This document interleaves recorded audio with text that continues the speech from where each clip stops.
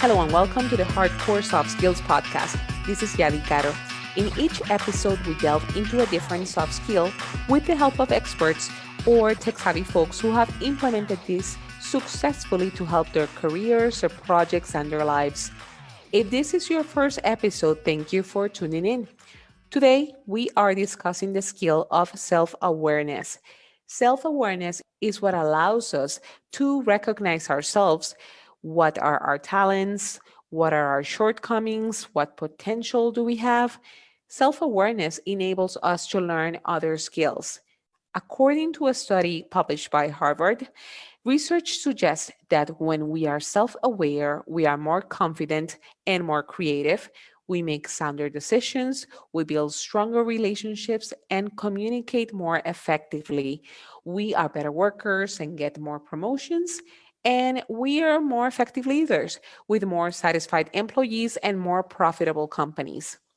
Knowing all the benefits self awareness can yield, it's surprising that we rarely think about it or take a deliberate effort to improve how we perceive ourselves and how others perceive us. Our guest today is all about self awareness. Mark Metry is the author of the book Screw Being Shy, where he details his struggles growing up with social anxiety, which almost led him to end his own life.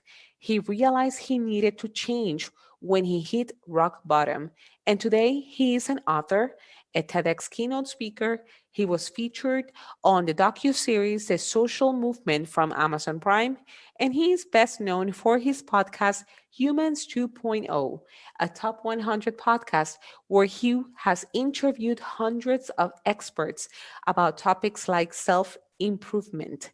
By the way, he is only 23 years old. This was a great conversation where Mark and I talked about what motivated him on this journey of self discovery and improvement. We talked a lot about mindfulness and how did his life took a turn between two very different choices. Let's listen.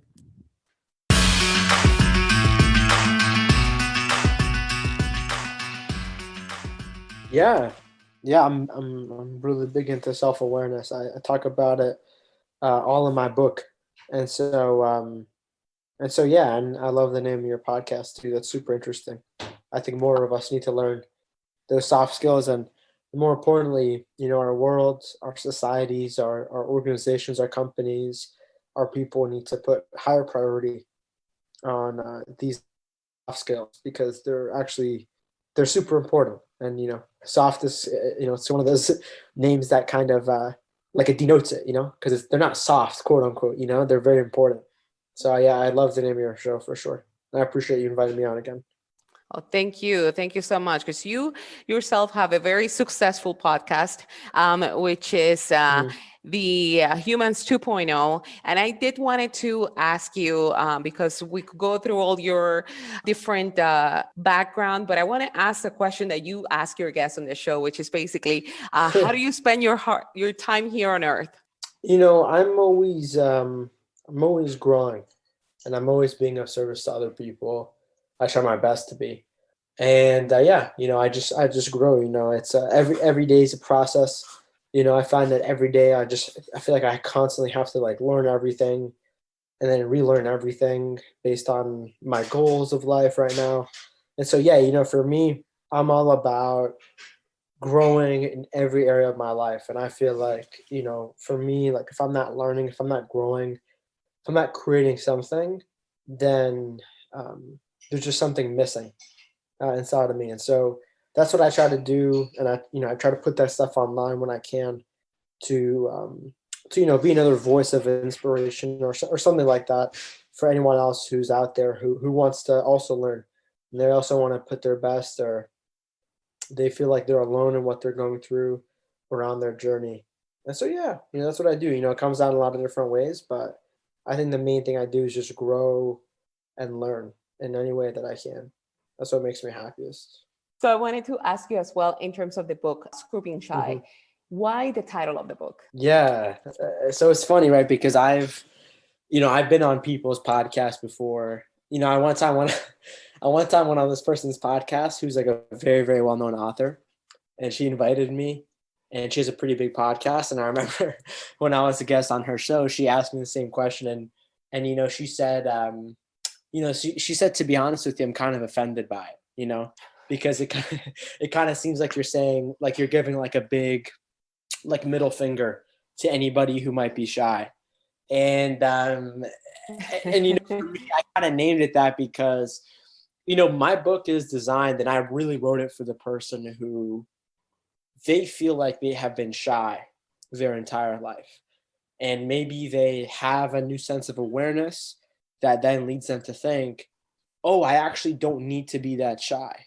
Oh, I'm actually a really, friendly and social person, and I love talking to people.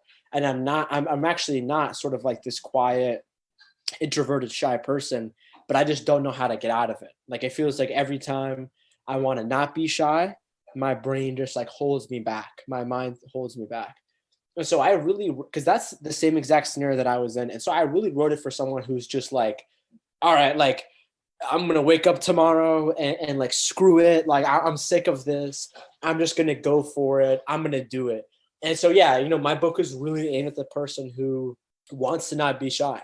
And yet they've, been told that they are shy their entire lives, and it's all they've ever heard. And so, for me, I wanted to provide a different narrative about, communication, about mental health, about what you can do in your life, what you can control, that I think is different than sort of the mainstream media, or at least what I was taught when I was a kid, in a way that, I've really found to have helped me. And then, a lot of people that, have read my book, or, I mean, now it's an audiobook, so now people can listen to it.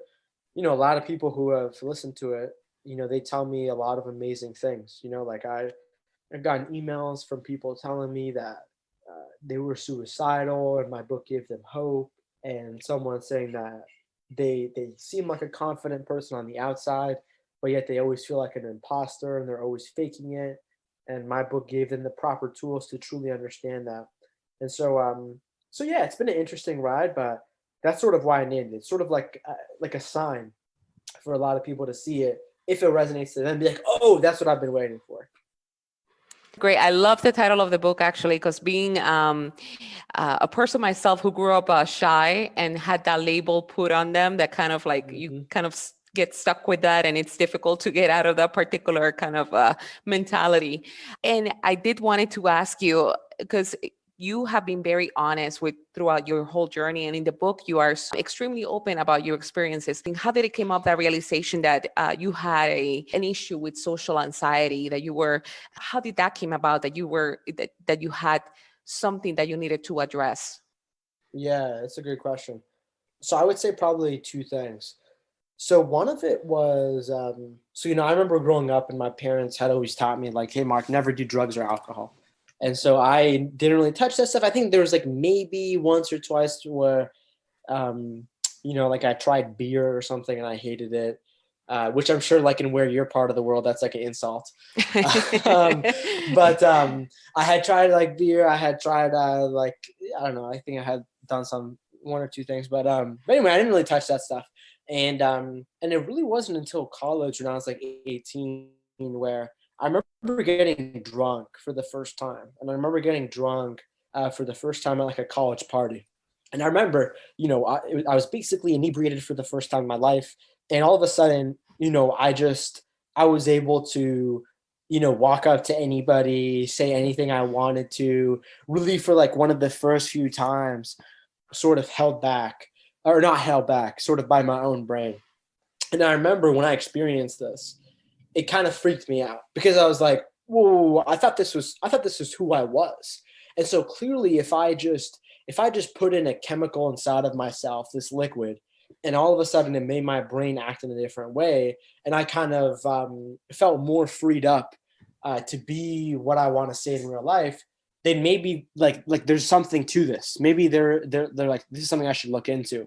And so I remember it was me experiencing that deep contrast of being inebriated and being able to have no social anxiety. And if you look at the science, we all know that. I don't mean this as in like a good solution, but one of the the simplest ways, I guess, in our society that people ease social tension is through alcohol, you know?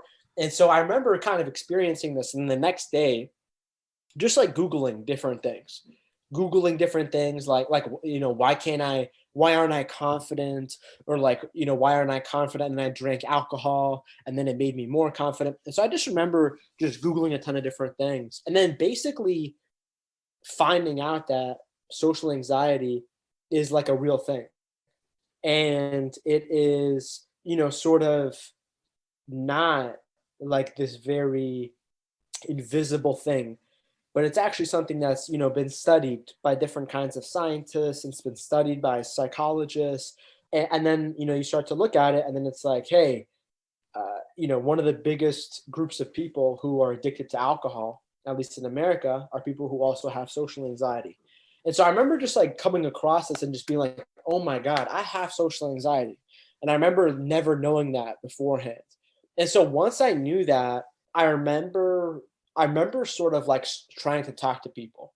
And so I remember I would like go to my library, or I would go to my cafeteria, and I'd walk up to people and I would try to talk to random strangers. But I remember I kept on trying to do that, but it didn't really work. I remember I kept on trying to do that.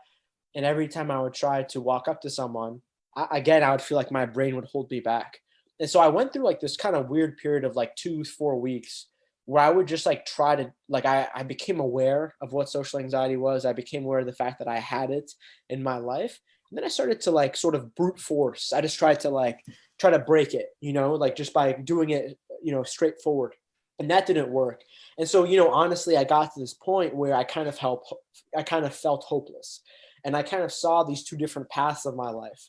One of them was like, hey, Mark, yeah, you have this social anxiety, but who cares? Just try to take this problem and slide it under the rug. Maybe you could just keep drinking alcohol. Maybe you could just try to find some temporary solution. And then I saw the other path, which was like, hey, Mark, try to learn more about this.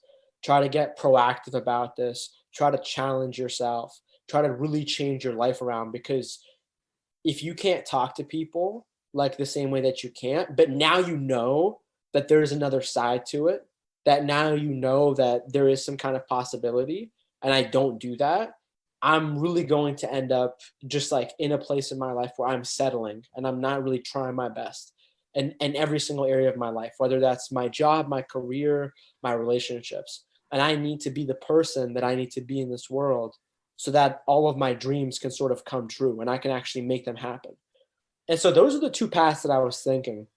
And I think like a lot of people, I chose the first one, which is like, hey, just try to ignore this problem. Just try to keep drinking alcohol. Just try to like ignore this problem and hope for the best.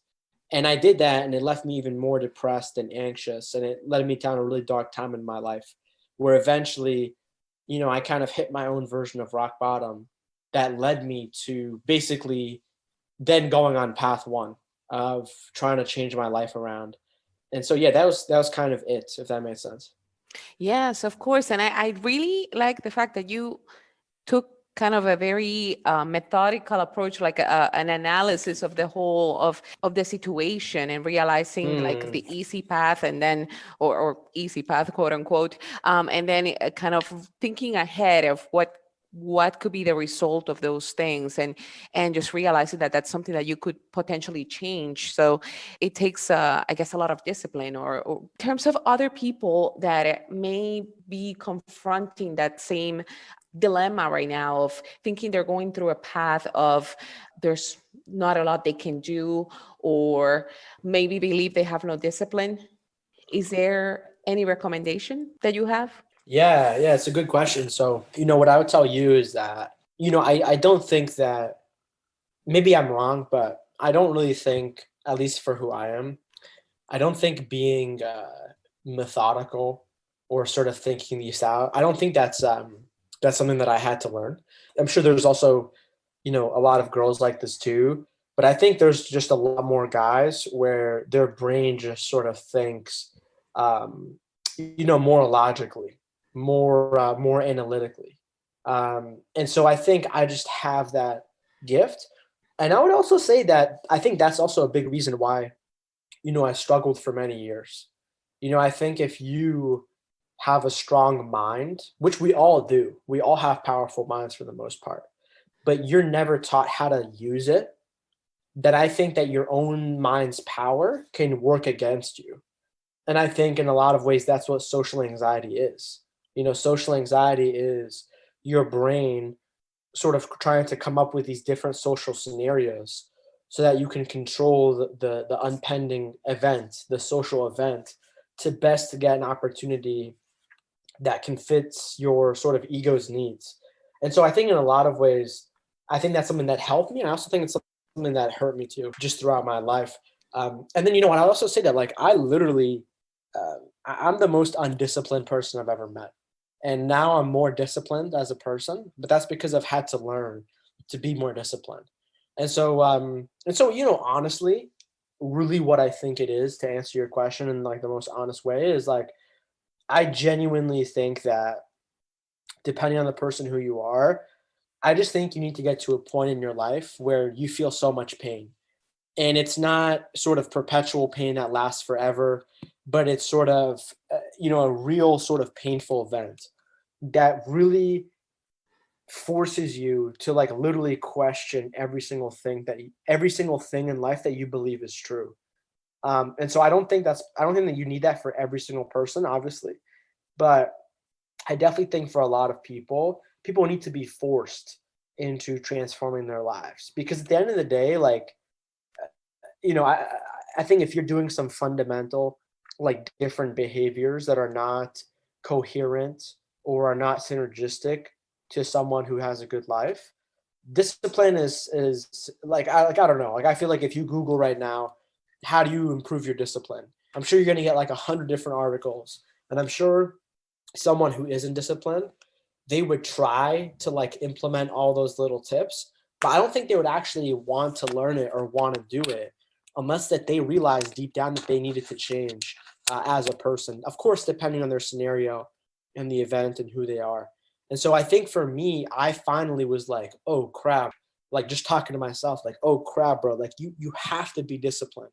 You have to do these things, because if you don't, your life is literally gonna suck so much poor. The pain that you're in, that's just the start of it. And so, I think that's probably the biggest thing. And then the second thing too is, what I'm talking about is known as the heaven or hell scenario.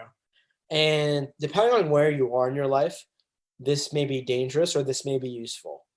And so basically what this is basically like, if you ever want to create massive change within yourself, you have to create your future heaven and your future hell. And it's basically saying like, hey, Mark, if I don't do the things that I know I'm supposed to be doing, if I don't do the things that even I know like they may suck right now, or they may be painful, or I may not understand, or maybe confusing, if I don't do the things that I really want to do in my life, then I know in 10 years from now, I'm probably going to end up in hell. And that is sort of the worst case scenario of my life. And so personally for me, when I was in it, I was thinking like, okay, I'm probably going to get some minimum entry job, which is probably going to have me like coding on my computer, because I was in computer science at the time in school.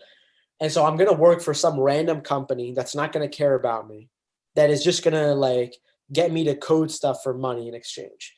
If I don't do this stuff, then I'm probably going to have a very bad relationship life. I'm going to be one of those guys that has no friends and has no girlfriend and has no significant other, because I can't open myself up and I can't meet people. And so I just started to paint my hell. And then I also started to imagine like, Mark, if you do every single thing that you think you can do, that you're motivated to do, what is the best case scenario that can happen in 10 years? And that's like your heaven. And so to be honest with you, I don't exactly remember what I was thinking of my heaven. But I remember it was like, imagine the ability to express yourself. Imagine the ability to not be depressed and stressed out all the time. Imagine what your life would look like if people could look up to you. You could teach people things, and you can actually have a fulfilling, purposeful role in people's lives that is purposeful, and it's not just random stuff. And so that's really it. I just started thinking of kind of like my heaven and hell 10 years out into the future, both the positive and the negative. And that, if you do that, and depending on where you are in your life, that's going to like force you to learn how to be more disciplined, or force you to do whatever you got to do to get to where you are. But that's really the answer right then and there. That is an amazing concept. I haven't thought of it that way. Of it's great, great advice. I'm just fascinated of the advice of kind of formulating that vision for the future. It's what drives you to make those changes. And in terms of what you approach in the book, all the advice is so comprehensive because you have this holistic approach, because it's not just Mm, behavioral, it's all this the way you eat, the things you consume, like in terms of food and in terms of mm. anything else. So how do you decide also to kind of integrate all those things into part of your transformation or your path to get to your future heaven? Yeah, the answer is that it always changes, and it's messy, and the reality is that you are still going to have tough moments, even if you're living in heaven, and that's just the human condition. You also have to make sure that this doesn't become like, oh, once I reach my heaven, then I'll be happy.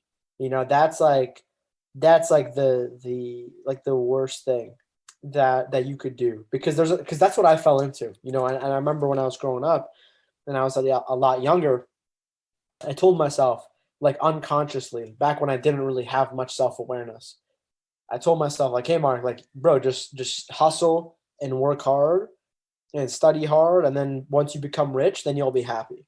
And I was able to, experience financial success pretty early on in my life when I was like 16, and I very not as quicker as I had hoped, I realized that that's not true happiness. And so on one hand, you have to make sure you balance it out, and you have to sort of enjoy um, the present moment. But really, what I think it is just like, if you are living the truth of your life and you are doing what's most meaningful, which is like the most important to you, then I think that you'll find these things on the way. And so, for example, a lot of people ask me, hey Mark, like, how did you like discover food and its role, or the role it could have in your life? And it's just like, hey, I tried something, I read a book, I experimented, and then I saw the effects, and then I saw the benefits, and then I talked with people who are smarter than me. I talked with scientists, I talked with nutritionists, neuroscientists, and you truly do that. And like, the reality is like, this is a process that never ends. And if you think it ends, then you're screwed. And so, for example, like for me, like recently, one thing that I've sort of discovered that's really been able to help me is music, like making hip hop rap songs. And so, like, that kind of seems weird, but I remember, like, as a kid, I was kind of into it, and then I ended up getting talked out of it by people who were not so nice to me when I was, sort of growing up. And so I ended up quitting. And so I ended up rediscovering my passion for music, mostly because it came from the idea of, like, I have this podcast, I have like my book, I do all kinds of things. But the reality is like, music is one of the most powerful forces in the universe. And if you can combine that with maybe a positive message, like everything I talk about in my podcast, then what if you could hit a totally different audience of people and express yourself in a way that you normally couldn't on a podcast, but you're saying the same thing? And so that's something that I just sort of like discovered. And I discovered that just like from literally living my life in the present moment. And so, that's also something I want to talk to you about too, because I think it is so important for someone to be able to live their life in the present moment. And basically what that means, if anyone's listening, they don't know, is basically it's like, how like when you get in your car and you go drive somewhere and you go drive to work or you go drive wherever, and it's a place you've been to many times, and then you sort of like get out of the car and then you're like, wait, what just happened for like the last 20 minutes while I was driving? What happened for like the last 30 minutes while I was driving? And it's like literally your brain will take you out of the present moment, out of right now, and it'll literally just put you in like this video game or like a movie in your head of different things that could happen in the future, or what happened to you in the past, and then how your brain thinks that you could change the future, and it replays different scenarios. And so one of the most important things that I think someone can do is like develop the muscle, because it's a muscle, of learning how to be more present in your life. And there's a lot of different things that I can talk about that can help somebody do that. But basically, this is so important because you could literally be like you could be living your life and you could have like a sign from the universe. You could have a sign from God, whatever you believe in, a sign from your higher self that could literally tell you what to do. But if you're not living your life in the present moment, then you're never going to get that. And like what I mean is, like, for example, like, imagine, imagine, for example, like, I say something to you, Mhm. Yadi, on this recording, and then there's a little like intuitive part of you deep down that's like, that's really interesting. I should look into that, or I should maybe try that, And so like, if you were listening to me in the present moment, then you would maybe go do that. And then for all you know, that could evolve into something amazing 2 weeks from now, a month from now, 3 months from now.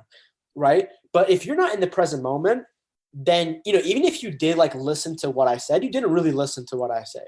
And so Mhm. that's like a major way of how a lot of us are not doing what we want to do and are not disciplined and are not like on the right path of the universe, because we're not in the present moment.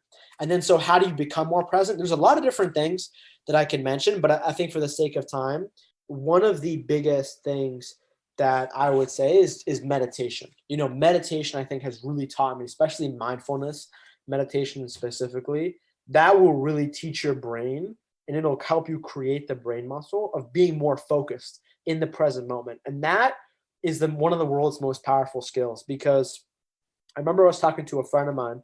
His name is Dr. Rick Hansen. He's like a top neuroscientist. Mhm. And he basically wrote this book. I forget the name of the book, but he was basically saying how this is how you rewire your brain. This is how you truly rewire your life. And he has 7 different concepts. And the first concept in there is the concept of attention, of being able to take your mind and put your attention on something.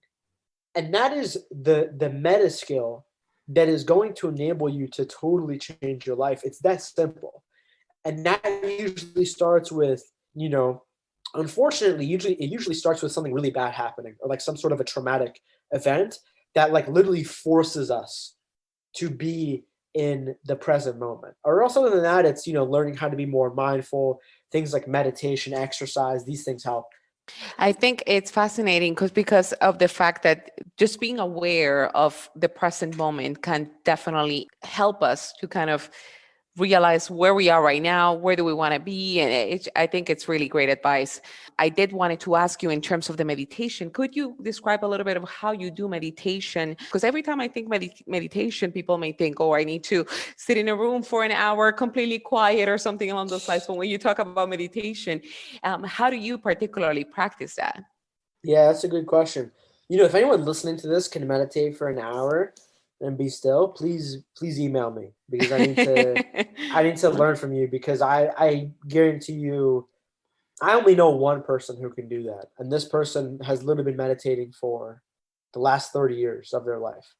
Yeah, meditation, I do all different forms of meditation. I do all kinds of, I've learned from meditation teachers. I've taken different courses. I mean, I don't know if people are looking for like a good thing to learn. Check out Ziva meditation. I don't know if you've heard of it. It's Ziva. But Okay. I took that course, and I've also had the co-founder on my podcast, Emily Fletcher, who's like an award-winning former Broadway singer. And so she has a really interesting meditation technique. I do different kinds. So there's mindfulness, which is basically like you close your eyes and all you do is just sort of imagine your breath going up and down.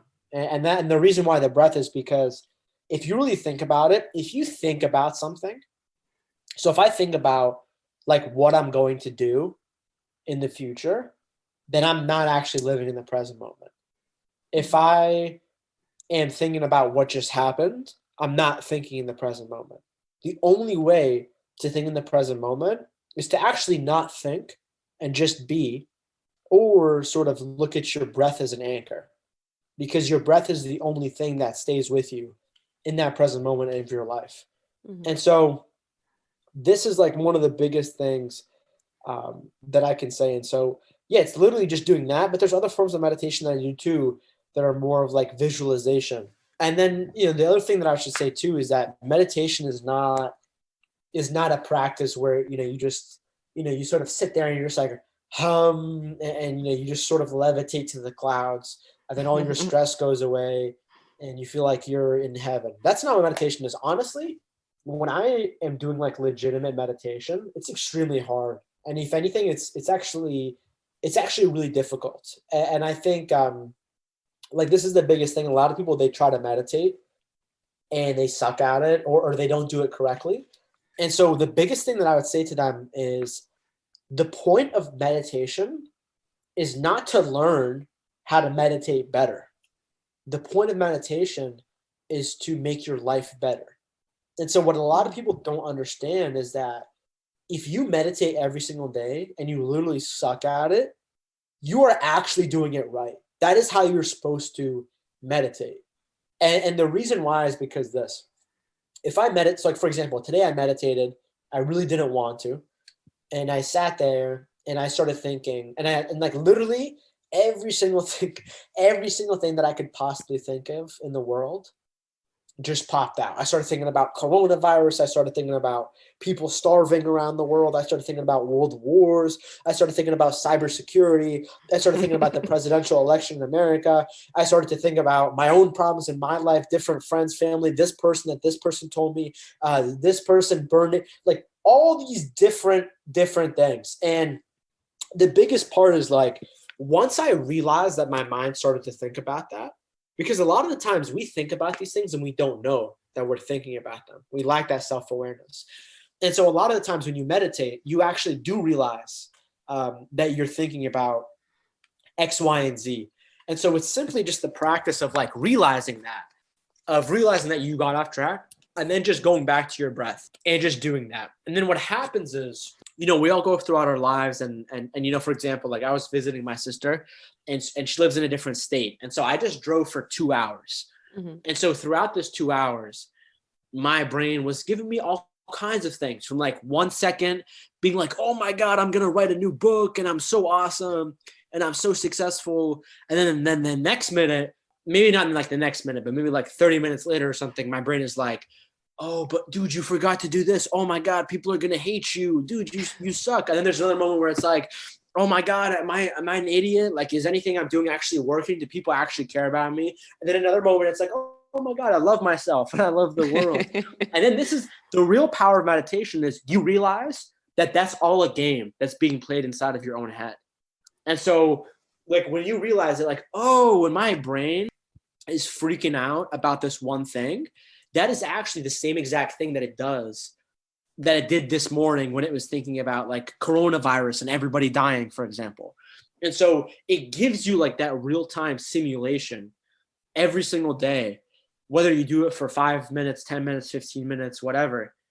And it teaches you that. And when you do that, you're literally able to rewire your mind to every time that happens to you in real life, to every time when your brain just automatically is thinking of something that might happen in the future, like a what if, or what already happened in the past. Then you have that skill to pull yourself faster into the present moment and out of that past future game that our brain likes to play, that really keeps us sad or keeps us afraid all of the time. Absolutely. And it actually makes me feel better about my possibilities of doing meditation, because just the thought of sitting still or for a few minutes, for me, it's very, very difficult. So the way you present it actually makes me want to really like try it soon to improve my life. I like when you said that in terms of meditation, it's to make your life better, not to try to meditate better, which is the way I was kind of approaching it and kind of scared of the meditating. But yeah, and I think the biggest thing is like, if you think that, then that's going to prevent you from meditating. And so that's like one of the biggest things. And I try to talk about this all the time because like if I remember I had also thought the same thing, but then I was just like looking up all kinds of different like successful people and whatnot. And it eventually just like made me realize like, hey, like this is like, if Oprah Winfrey and LeBron James and all these people who are meditating, there's no way that all of them, have like sort of the best brains already. They sort of understand this. And I think it's that belief that a lot of times just prevents people. And so it's so important that we, talk more about this, because I truly think that I don't know what you think about this, but some people will say like, oh, meditation isn't for everyone. And, I disagree. I'm sure if at some point in your stage, if you close your eyes and, you freak out and you can't sit down, then yeah, maybe meditation isn't for you now. But I truly think that meditation is a meta skill that can literally help every single person out in the world. And so I think it literally is like the number one thing that can help you become more self-aware and know yourself better and rewire your brain. But it's also extremely hard. But if you already know that it's extremely hard and then you do it and you face its difficulty, it's almost like you have to accept that. You have to accept how difficult it is to sit by yourself with your own brain and no stimulus. And so once you accept how difficult it actually is, then it actually gets a lot easier. That's great. Yeah. And I certainly want to start practicing it more. You keep reading about all these positive effects, and it's just taking that practice to be able to just start doing it and seeing the results. So this is great advice. Thank you so much. I did wanted to ask you one last question in terms of how do you see yourself? Because you're very young. How old are you right now? 24, 25? 23. 23, yes. And you have all these all these particular goals that you have achieved in life, and particularly right now that you are helping others through your stories, in giving inspiration and just helping other people through their paths as well.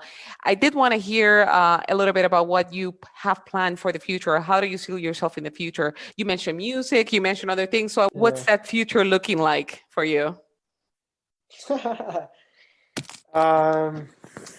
to be honest with you, I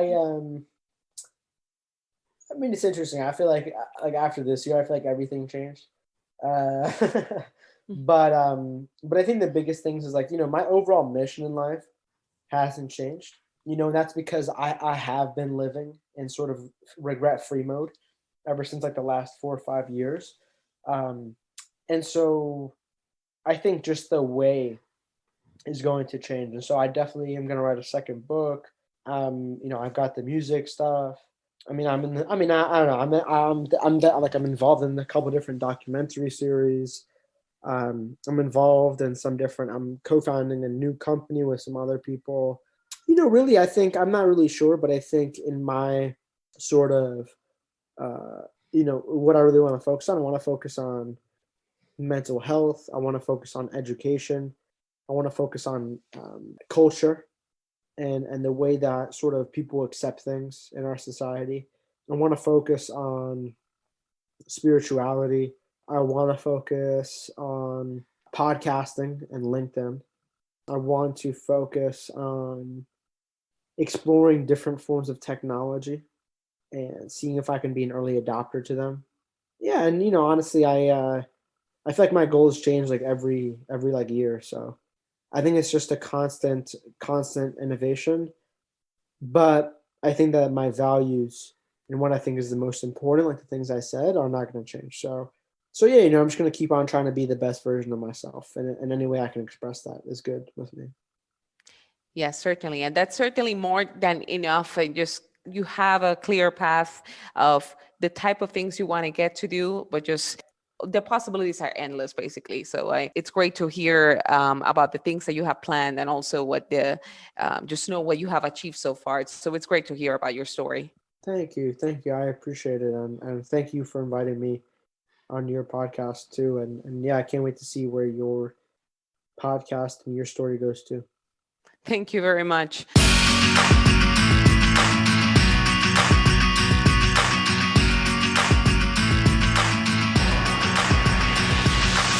Thank you for listening to another episode of the Hardcore Soft Skills Podcast.